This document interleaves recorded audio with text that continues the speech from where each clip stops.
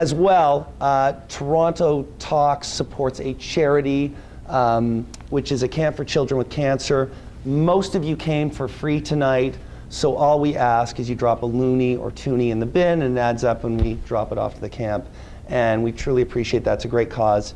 And I actually worked at the camp years ago, and I saw these kids with cancer, and it's a difficult thing that they deal with. It's really difficult. And one of the things that really jarred me was the swimming dock is all the kids went for a swim, and the dock was just littered with prostheses, arms and legs, and that was really cool. They were having a great time, and I think it's a good cause. So continue to give back, and we continue to support that charity. Now someone has to pay for all this. So as you know, it's my firm, which is Northwood Mortgage Life, and we've been promoting this now for 10 years. And we do a number of things, and I'll just tell you briefly. We offer some discounted benefits programs to self-employed consultants. And that's who's really been plugging into this, this event for the past 10 years, are people who are consultants, who are business owners, who aren't really part of maybe an association or a business, and you can purchase discounted programs through us for health and dental benefits. You can go to our website at northwoodmortgagelife.com. You can request our newsletter and download all sorts of great information. And if you want to speak with me about that, please feel free to do so. And that's all I want to say about that tonight. And that's from our sponsor. Just to sort of give you some heads up now, because we know the reason you came out was to hear about Juri. So I'm going to tell you a little bit about Juri. And actually, it's a very impressive resume. And the thing is, we've been running this for 10 years, and this is a homegrown speaking event. We're always getting people who we heard about from somebody else. So a little bit about Juri. He is an award-winning speaker and sales professional. He has over 20 years of leadership and sales and service and systems experience. And what this translates to is results for his clients. He mainly works, well, his resume actually says he's been in 3 continents, 6 countries where he's presented, and 35 states and all 10 Canadian provinces. His clients include AT&T, Bell, Manulife, Microsoft, $1 Million Roundtable, which I can relate to in the insurance industry, Scotiabank, and York University. And he has 2 CSP designations. He is a certified speaking professional and a certified sales professional. And supposedly there's only 3 people in the world who have both these designations. So, without further ado, Juri Chabursky. And one sec, by the way, I don't know if you noticed, we've gone high tech. We are recording this. So I'm going to put this on you. So okay. Clip that onto your belt. Do I need to bow? You do not. Just stick it in your pants, and then we'll put that to your.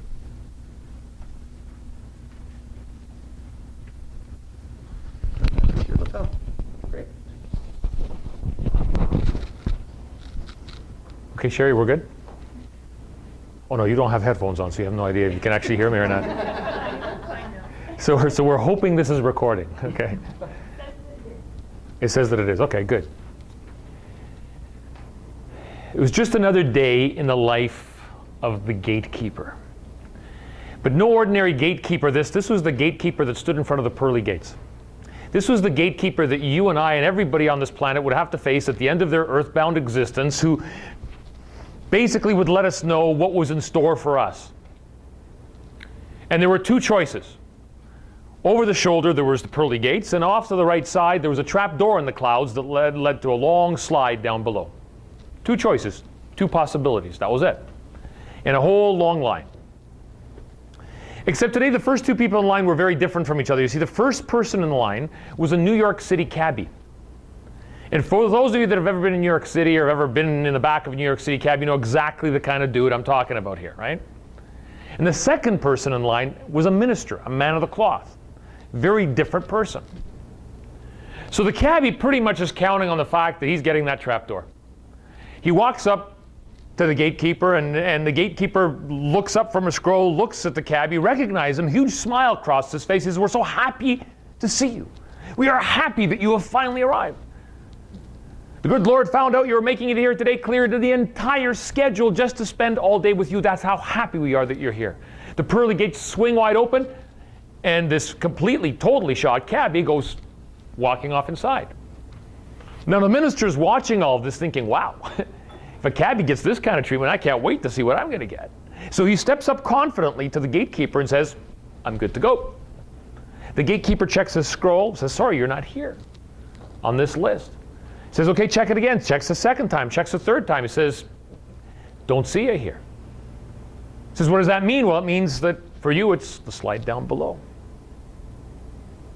The minister's now getting visibly upset. He says, it's not possible. What do you mean a slide down below? I just saw what happened. This cabbie, you said there was a royal treatment there. You said the Lord cleared the entire schedule to spend all day with him. And me, a minister, a man of the cloth, I've spent decades preaching the word of God. I go down below? The gatekeeper said, you know what?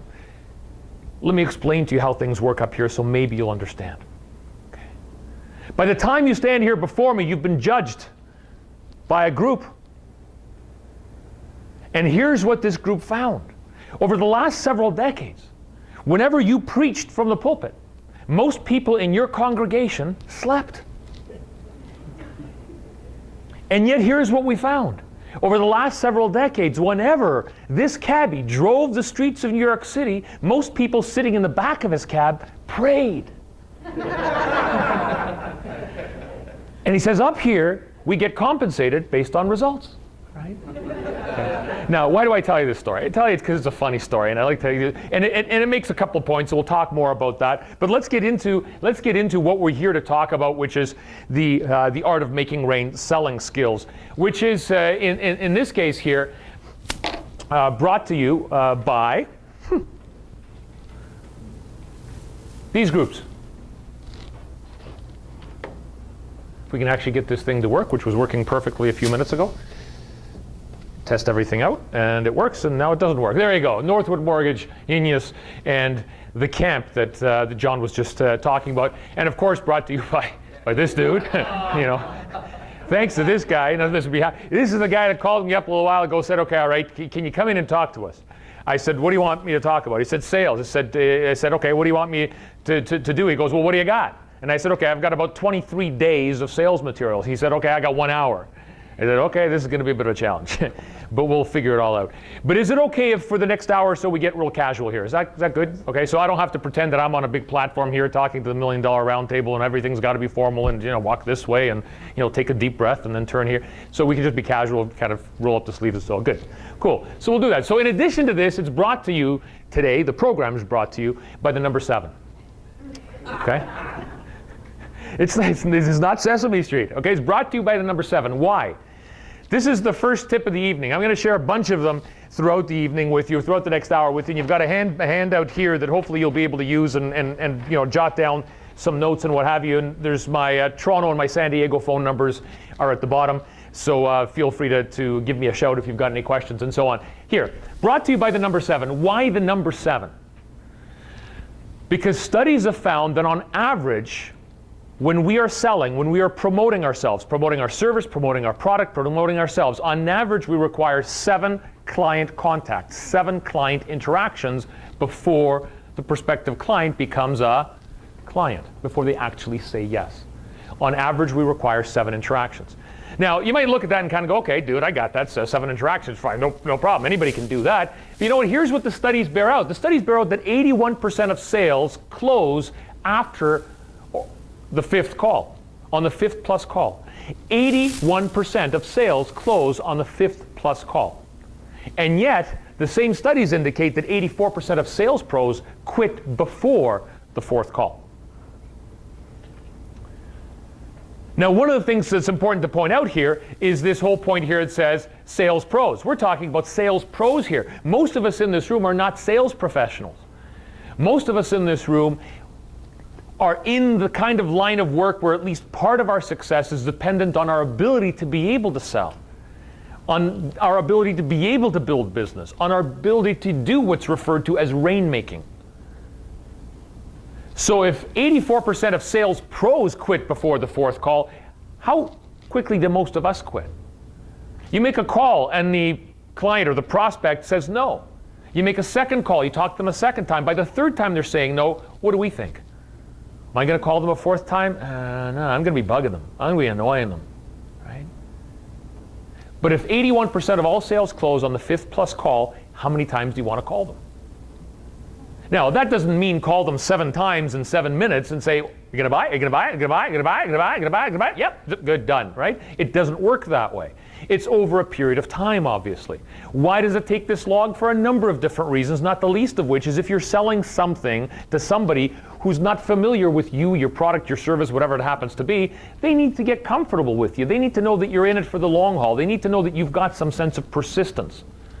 So we'll talk more about that over the next hour or so. Okay. I prepared this for John, so sometimes I'll be just as surprised as you are what pops up on the screen here. Is that okay? Like, what's this? All right. You ever seen something like this? Ever seen something like this? First time I ran across this was, this picture is actually taken in Vancouver.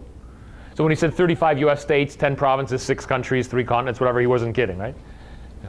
My record when I used to be traveling a lot was 12 flights a week. I was on the road a lot, so I did travel quite a bit. I don't travel as much as that now, just a little bit too much. But this is where I ran across it first, in Vancouver. And the first time you see something like that, there's a part of you that goes into denial mode.